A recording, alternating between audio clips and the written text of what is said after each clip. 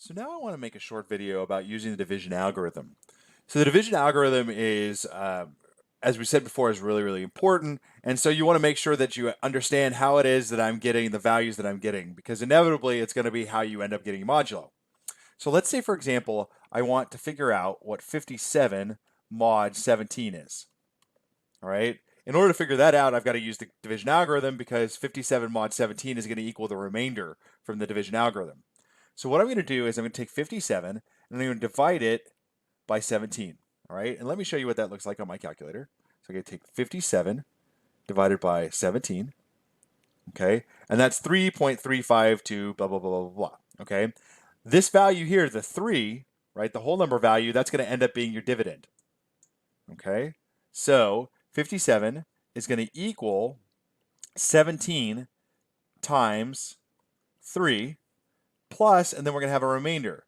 And so how I'm going to figure out what the remainder is I'm going to take 17 now times 3, and that's 51. So this 17 times 3, that's going to be 51, plus, so my remainder is going to equal 57 minus 51.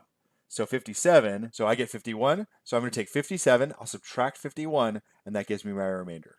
So 57 equals 17 times 3 plus 6. Okay, try it one more time.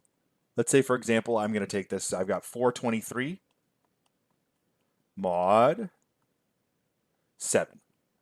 Okay, and I want to know what that is. By the way, this is equal to 6. I go in, I take 423, I divide it by 7, and that equals 60 point some set of decimals. So my dividend is going to end up being 60. Okay, so 423 is going to equal 7 times 60 plus, well, let's take 7 times 60.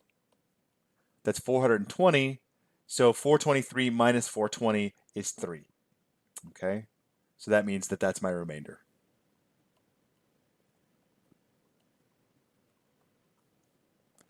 That's how we do it.